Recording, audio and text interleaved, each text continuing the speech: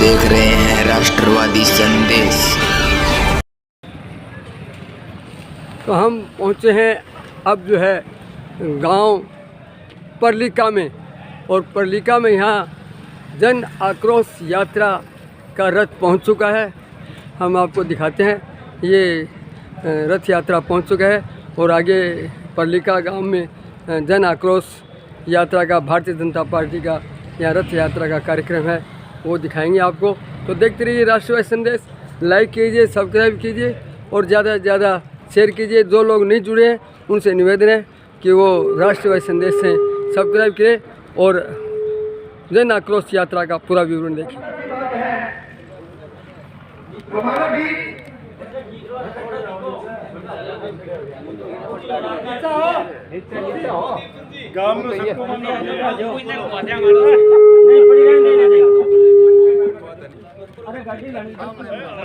तो जन आक्रोश यात्रा में अभी जो है परलिका गांव में यहाँ श्रोता लोग बैठे हैं और ये जन आक्रोश यात्रा की सभा होने जा रही है। और यहाँ ये दर्शक लोग हैं, परलिका गांव के लोग हैं।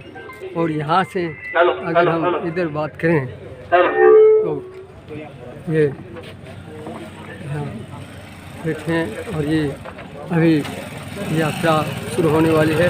तो आपको दिखाते हैं ये जन आक्रोश यात्रा का। हेलो, जैसा कि आप सभी को विदित है, कांग्रेस सरकार के नाकामी और विफलता के कारण जन आक्रोश रैली का आयोजन भारतीय जनता पार्टी के द्वारा किया गया है।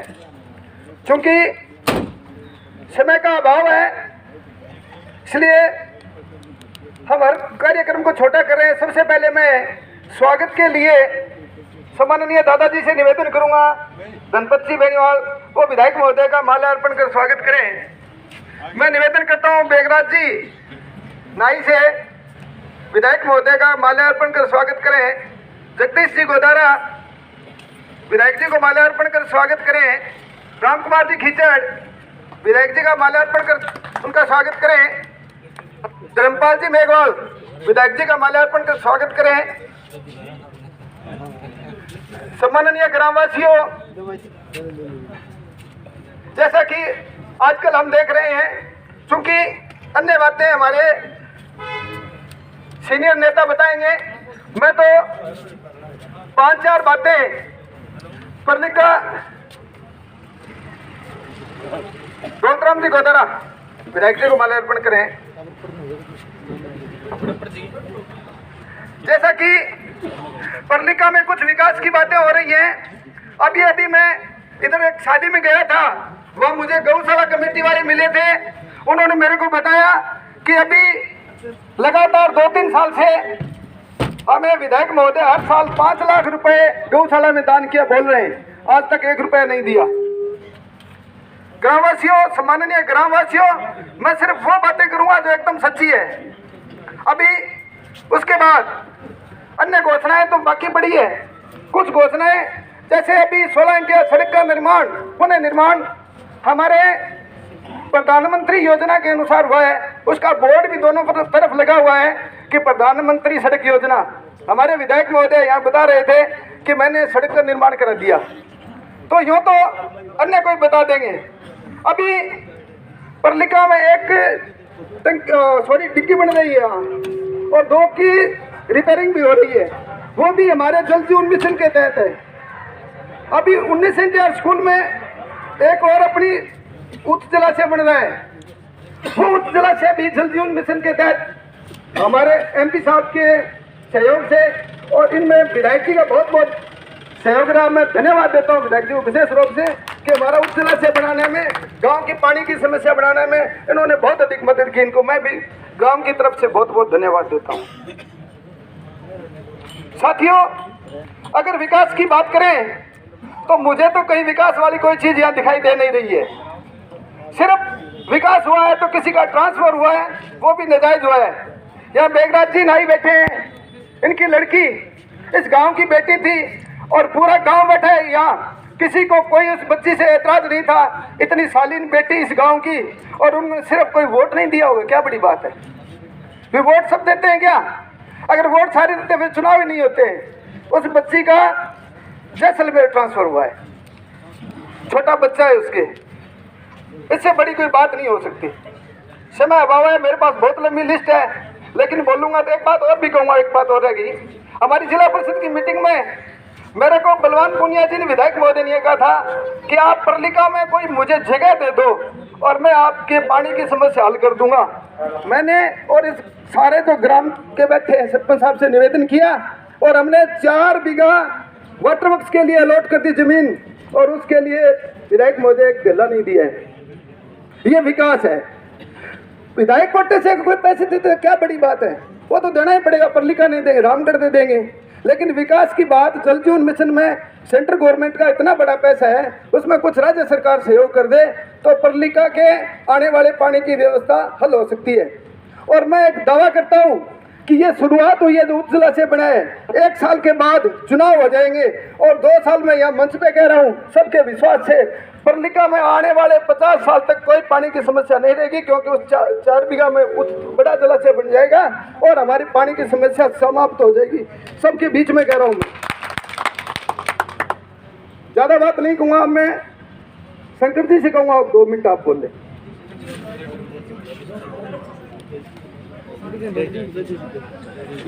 चलो, जन आक्रोश यात्रा में गांव परलिका के चौक में आपने बीच में पधारिया छत्तू बिरादरी को साथ लेकर चलने वाले हमारे आदर्श और मार्गदर्शक भी मेरे आदरणीय बुजुर्गों, हम उम्र साथियों, प्यारे बच्चों, जहाँ तक मेरी आवाज़ जा रही है, माता और बहनों, आज वो रथ गोगा मेड़ी शुरू करी है, 10 दिन भादरा क्षेत्र में रह गो, और मारो गांव जाके वही उद्देश्य है कि आज की कांग्रेस की सरकार बनी है अपने राजस्थान में, और कई दिन तो अपर लो पहली ना करे तक को लगी, फिर वही सागे रल गयो।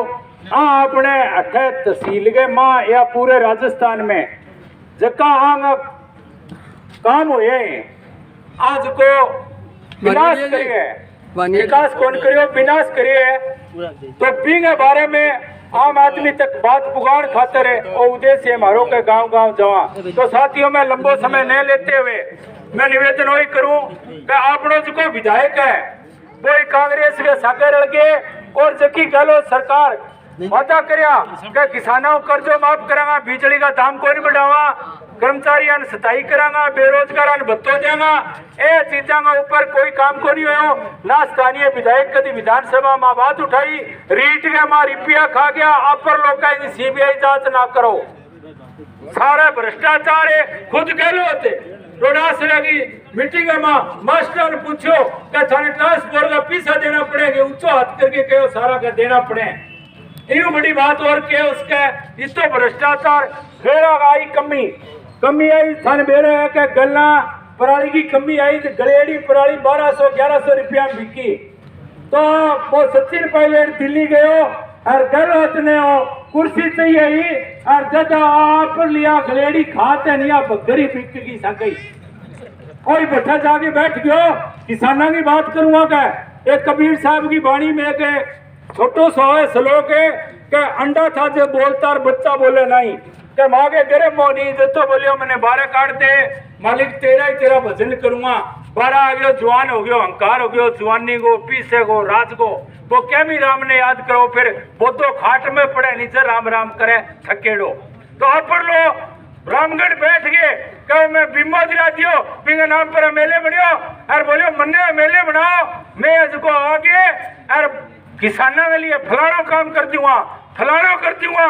और संजीव के घराली संतोष है की रुपया खागी, बिंगा खाते में रुपया बड़ा हो गया, डाकू है, इनकी जांच कराऊंगा, इन्हें जेल डालूंगा। तो मैं मैंने चेतावनी देनी चाहूँ तो 4 साल हो गया, पहले तो आदरणीय संतोष जी प्रधान है नहीं बांगी तू जांच करा के माने बात बता के रुपया कटे खाया, और तू नहीं बता सके तो तहसील माफी मांगते, झूठा क्यों बोलियो। और विकास की बात करी, मेरा बाद में किसान को कोई नाम लियो को नहीं, राज के नशे में हो गयो, रड़े काटे छोटी बच्चा माई गर्भवती मेरी बहन मन जैसलमेर ट्रांसफर करा दिया, बदला की राजनीति करे, वोट ने जेड़ा बाबर मुकदमा करावे, मास्टर ने कर्मचारियों ने तकलीफ दे। बात तो मेरी बहुत है, मेरे को सुनाने मन टाइम थोड़ा है, गोचा करें। आप सबका बहुत बहुत धन्यवाद। जय हिंद जय भारत। शंकर जी एक दिन और मीटिंग करा तो क्या सवाल बहुत संख्या देखो अभी व्रती बन पूरी बात नहीं बता स्वाद को। अरे इन्हें पूरी लंबी टाइम ने रंगत को नहीं आवे बात तो है ना। सुबह गोगामेडी से भारतीय जनता पार्टी ने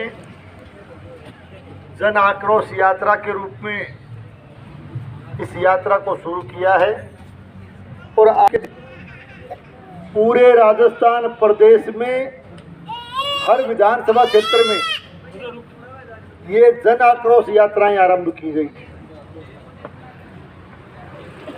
सवाल ये उठता है कि जन आक्रोश यात्रा की आवश्यकता क्यों पड़ी, किन बातों को लेकर के इस यात्रा में भारतीय जनता पार्टी के कार्यकर्ता जा रहे हैं।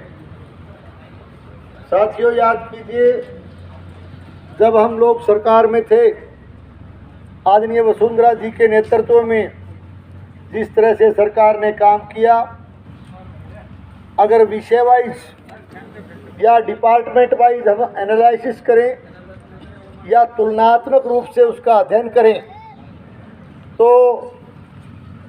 सारी बातें यदि बताएंगे तो बहुत लंबी चौड़ी बातें हो जाएगी। कुछ बातों का हम जिक्र करना चाहेंगे। शिक्षा के क्षेत्र में जहाँ तक शिक्षा का सवाल है, पिछली सरकार के समय कोई भी ग्राम पंचायत क्षेत्र हमने ऐसा नहीं रहने दिया जिसमें 10+2 का स्कूल नहीं खोला हो, 12वीं का स्कूल नहीं खोला हो। और भादरा में उच्च शिक्षा के लिए राजकीय महाविद्यालय, सरकारी कॉलेज की ज़रूरत जो लंबे समय थी, आदरणीय वसुंधरा जी ने उस बात को स्वीकार करते हुए हमें सौगात के रूप में भादरा में कॉलेज दिया गया। और इसके साथ साथ चाहे चिकित्सा का मामला हो, चाहे सिंचाई, पानी, पेयजल, पशु चिकित्सा, कानून व्यवस्था, किसी भी मुद्दे पर हम जिक्र करें तो राजस्थान की पिछली सरकार ने अपनी तरफ से अच्छा काम करने का प्रयास किया। बिजली के मामले में मैं कहना चाहूँगा कि पिछली सरकार के समय हम लोगों की, हमारी मुख्यमंत्री जी की ये विशेष बात रही, उनकी एक सोच थी कि राजस्थान में उपभोक्ताओं को 24 घंटे बिजली मिलनी चाहिए और 24 घंटे बिजली देने का प्रयास किया गया। बिजली देने के साथ साथ 5 साल के कार्यकाल के दौरान 1 पैसे का बिजली का बिल, 1 पैसे की बढ़ोतरी किसी भी सूरत में बिजली के बिल नहीं बढ़ाए गए, बिजली के दाम नहीं बढ़ाए गए। साथियों, परिवर्तन, डेमोक्रेसी में, प्रजातंत्र में परिवर्तन और बदलाव होते रहते हैं। शानदार काम करने के बावजूद भी बदलाव किया गया, परिवर्तन किया गया, जनता ने नया जनादेश दिया। लेकिन याद कीजिए, आज से ठीक 4 साल पहले बेरोजगारों को संपूर्ण बेरोजगारी भत्ता दिया जाएगा, इस तरह के भ्रामक नारे दे करके जनता को गुमराह करने का काम कांग्रेस पार्टी ने किया और जनता को भ्रमित करके राजस्थान की सत्ता हासिल करने का काम किया गया। साथियों, आज सरकार बने हुए 4 साल हो गए और 4 साल होने जा रहे हैं, लेकिन बिंदुवार यदि आप अध्ययन करोगे तो आप पाओगे कि राजस्थान की वर्तमान कांग्रेस सरकार हर मोर्चे पर विफल रही। ये सरकार किसान विरोधी सरकार है, जन विरोधी सरकार है और इस सरकार के समय निश्चित रूप से यहाँ का शासन इस तरह से नजर आता है जैसे जंगल राज हो, भ्रष्टाचार बढ़ा है, और ये शासन एक तरह से कुशासन बन के रह गया। आज प्रदेश की कानून व्यवस्था लगातार बिगड़ती जा रही है। अपराध राजस्थान में बढ़ा है, भ्रष्टाचार राजस्थान में बढ़ा है और एक तरह से आए दिन की घटनाएं राजस्थान प्रदेश में इस बात का प्रमाण प्रस्तुत करती है कि राजस्थान अपराध का गढ़ बढ़ता जा रहा है। निश्चित रूप से हमारे इस सीमावर्ती इलाके में चिट्टा जैसे मादक पदार्थों की तस्करी बढ़ी है, नशे की प्रवृत्ति बढ़ी है, युवाओं को नशे की गर्त में धकेला जा रहा है और चिट्टे जैसे मादक पदार्थ की तस्करी की वजह से इलाके की कानून और व्यवस्था बिगड़ी है, चोरियों की घटनाएं बढ़ी है, अपराध बढ़ा। और निश्चित रूप से मैं ये कहना चाहूँगा कि यहाँ अपराध कांग्रेस का आशीर्वाद प्राप्त किए हुए लोगों के नेतृत्व में यह अपराधियों की शरण सतरी बन गई। आज किसी भी विषय पर आप ध्यान देंगे, जहाँ तक सिंचाई का सवाल है, पेयजल का सवाल है, हमारे इस इलाके में चाहे सिद्धमुख सिंचाई प्रणाली हो, चाहे अमर सिंह सिंचाई सिस्टम हो, चाहे नोर फीडर का सिंचाई सिस्टम हो, लगातार इस सरकार के आने के बाद टेल का किसान सिंचाई पानी के लिए त्राई कर रहा। और न केवल सिंचाई के नाम पर बल्कि हमारे भादरा क्षेत्र के इंटीरियर के इलाके में, बल्कि यहाँ तक मैं कहना चाहूँगा कि गर्मी के मौसम में भी नहीं, सर्दी के मौसम में भी लगातार भादरा कस्बा भी खारा पानी पीने के लिए मजबूर रहा है, खारा पानी पीना पड़ रहा है। कि लगातार 3 साल से नेठाना गांव में बिजली उपभोक्ताओं का आंदोलन लगातार चल रहा है। सिंचाई पानी के लिए हर साल, पिछले साल भी रामगढ़ में यहाँ के किसानों को लगातार आंदोलन करना पड़ा, धरना प्रदर्शन करना पड़ा, रास्ता रोकने तक मजबूर होना पड़ा। और उन बातों पर यदि यहाँ के अपने आप को किसान हितैषी कहने वाला जनप्रतिनिधि यदि पिछले साल की मांगों पर ध्यान देता तो फिर से इस बार किसान को धरने पर बैठने के लिए मजबूर नहीं होना पड़ता। ये सारी बातें इस बात का प्रमाण है कि यहाँ पूरी तरह से कुशासन है और यहाँ का चुना हुआ जनप्रतिनिधि हर मोर्चे पर विफल रहा है। यहाँ लगातार अनुसूचित जाति के लोगों पर अपराध बढ़ा है, अत्याचार बढ़ा है। बरवाड़ी गांव के अंदर आपने देखा होगा किस तरह से चयनित परिवार के एक व्यक्ति का अनुसूचित जाति के एक भाई का इंदिरा आवास के अंदर बना हुआ मकान, इंदिरा आवास में या हमारे कुछ पूर्व सरपंच भी विराजमान है। आप समझते हो कि इंदिरा आवास में मकान जो बनता है वो सारे कागजात की फॉर्मेलिटी करने के बाद बनता है और वो रिकॉर्ड पर सरकारी प्रॉपर्टी होती है। लेकिन इस सब के बावजूद सरकार का दबाव बना करके, पुलिस का जाब्ता भेज करके, अतिक्रमी घोषित करके गैर कानूनी तरीके से बरवाड़ी गांव के अंदर अनुसूचित जाति के भाई का न केवल मकान तोड़ा गया बल्कि उसके ऊपर लगातार पुलिस के द्वारा मुकदमे बनाने का काम इन लोगों ने किया। मुनसरी गांव के अंदर भी अनुसूचित जाति के लोगों के खेत के अंदर जो है एसडीएम पर दबाव बना करके गैर कानूनी तरीके से रातों रात फैसला लिखवाया गया और पुलिस बल के दम पर केवल अपने एक कार्यकर्ता को खुश करने के लिए लाल झंडे वाले जनप्रतिनिधि ने जबरन वहां पर पुलिस भेज करके उसकी फसल को तबाह करके वहां से न केवल रास्ता निकालने का काम किया बल्कि अनुसूचित जाति के उस परिवार की महिलाओं पर जो है झूठे मुकदमे बनाने का काम किया गया, उनके साथ मारपीट की गई। और इसके साथ साथ अभी ये शंकर जी आपके बीच में बोल रहे थे, ये मेलिया गांव से आते हैं। मेलिया गांव में बहुत बड़ा चौक, वहाँ उसमें किसी तरह की बाधा नहीं है, किसी तरह की रुकावट नहीं है, किसी तरह का ट्रैफिक नहीं रुकता। फिर भी वहाँ के अनुसूचित जाति के परिवार पर केवल इसलिए कि आपने पंचायत के चुनाव में वोट नहीं डाले, केवल राजनीतिक रंजिश की वजह से अनुसूचित जाति के 3 परिवारों के घरों को सरेआम पुलिस और बुलडोजर भेज करके तोड़ने का काम इन लाल झंडे वालों ने किया। साथियों, भादरा के इस तरह के हालात क्यों बढ़े, इस तरह की नौबत क्यों आई?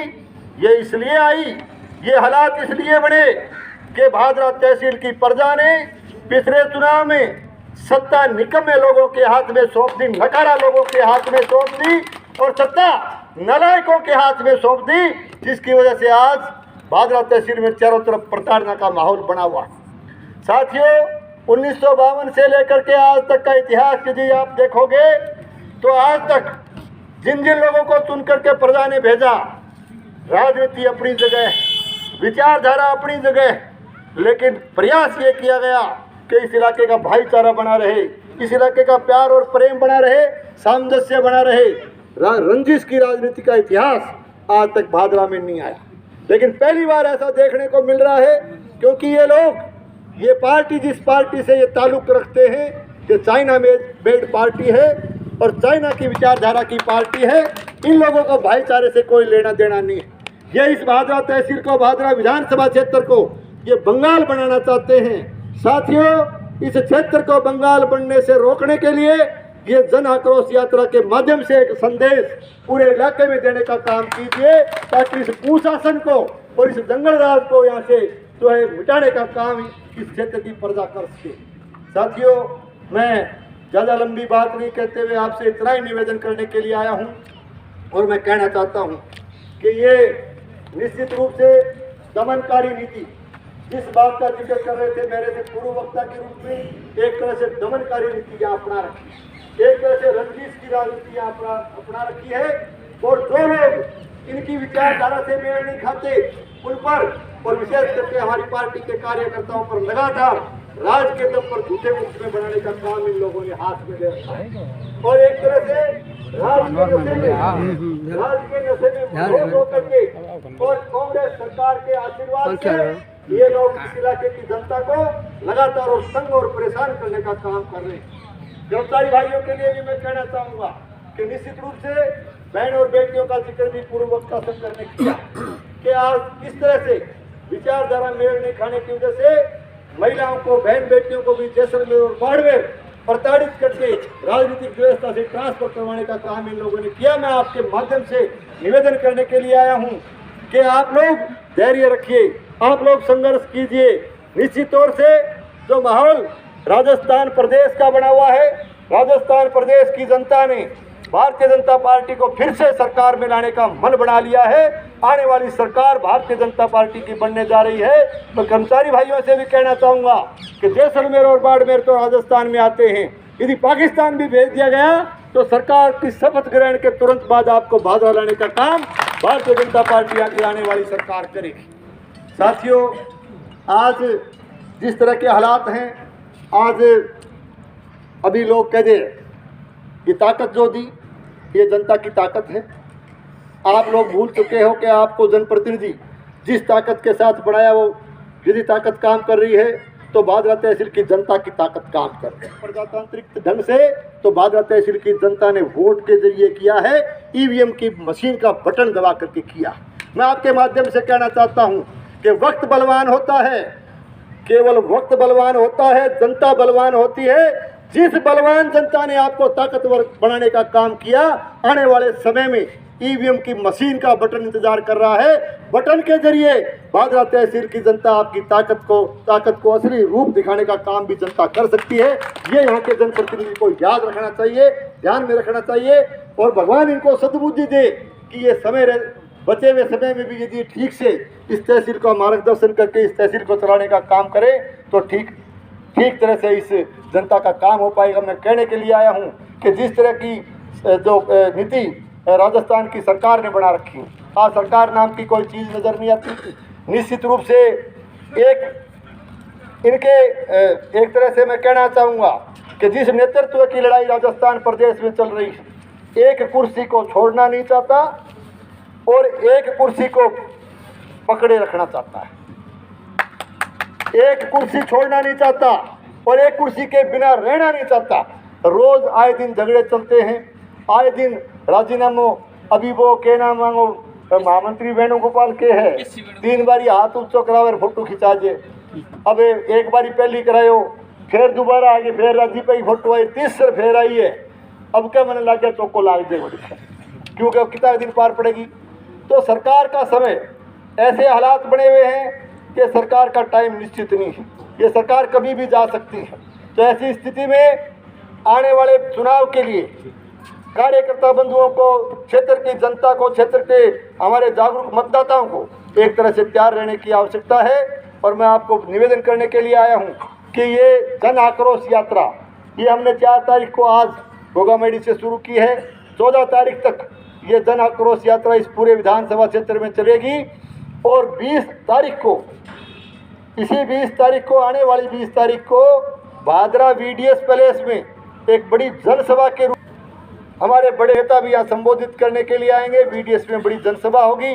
तो मैं आप सबको निमंत्रण देता हूँ, आपको आमंत्रित करता हूँ कि 20 तारीख को ज़्यादा से ज़्यादा संख्या में भादरा VDS पैलेस में पधार करके हमारे नेताओं के भी विचार सुने और इस सरकार को निश्चित रूप से इस राजस्थान से चुकता करने का काम आप हाथ में ले। इन्हीं शब्दों के साथ आप सबको बहुत बहुत धन्यवाद। जय हिंद, जय भारत। जन आक्रोश यात्रा की सभा हुई और अब दीपलाना की तरफ रवाना हो रहे हैं। अब दीपलाना होगा और दीपलाना के बाद में जो है उजलवास और फिर प्रेमपुरा चक 12 DGM जाएंगे। तो इस प्रकार से आज पर्लिका से यात्रा का कार्यक्रम हुआ। अब देखते रहिए राष्ट्रवादी संदेश, लाइक कीजिए, सब्सक्राइब कीजिए। मैं लाल मोहम्मद मुआलजन फिर आपसे मिलूँगा नए समाचारों के साथ। जय हिंद, जय भारत।